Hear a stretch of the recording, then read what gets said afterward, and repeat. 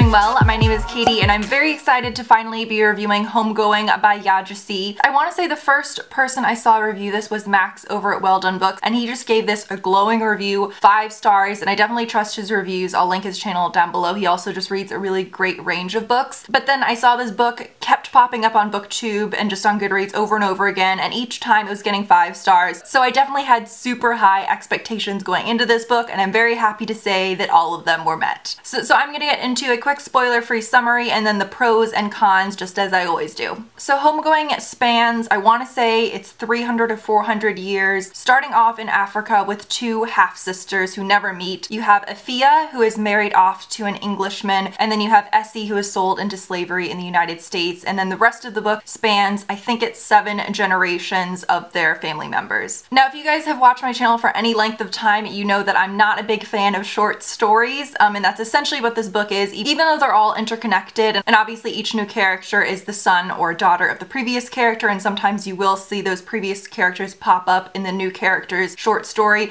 but it's still a book of short stories, so the fact that I absolutely adored this book does kind of say a lot, I think. I also found out recently that this is the author's debut novel, which is just kind of unfathomable. I can't say that word, unfathomable to me, not only because each story is so well crafted, but when you think about it structurally, this book is a very ambitious novel, and not just an ambitious novel, but an ambitious first novel to write. Not only do all the characters have to be fully developed, but it spans such a large period of time. So the fact that this was so well crafted and it's a debut novel and the structure of the story was so complex, I just thought was incredibly impressive. And going back to my point about not necessarily loving books that are short stories, often when I'll read a book that is short stories, and I'm sure you guys have experienced this as well, I'll often feel that there are 2 or 3 stories in the book, or even often just one that's clearly the key story in the book that the author spent the most time on, and that's definitely not the case for this book. Each one just individually, at least, and I'd be curious to hear if you guys disagree, but there was never one story in the book where I was like, oh, okay, the author definitely spent the most time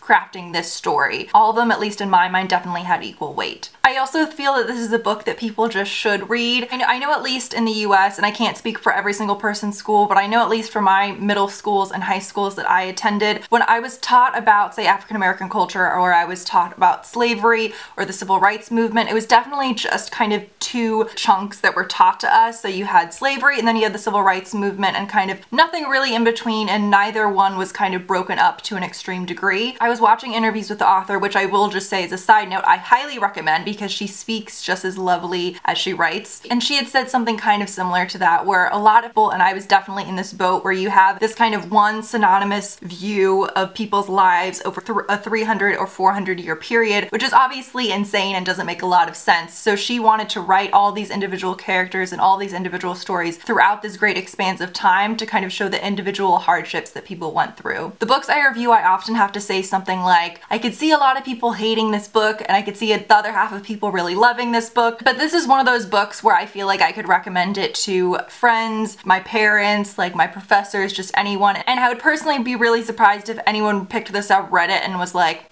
I know it's after the holidays, but I think this would be a really good book to gift to someone you know likes to read, even if you don't know the particular area that they like to read. The only cons that I will say, and I don't know if these are technically even cons, I personally did enjoy the stories in the second half of the book more than I did in the first, just because I personally felt, and feel free to let me know if you disagree, that the stories within the second half of the book, the characters definitely had more fully kind of realized and distinct personalities, whereas for a couple of the characters in the first half of the book, I didn't necessarily think that was the case. The stories were definitely crafted really well, but I just didn't think the characters themselves often had really distinct personalities. So overall, I highly recommend Homegoing. So I hope you guys enjoyed this video, and I'll see you in a few days. Bye!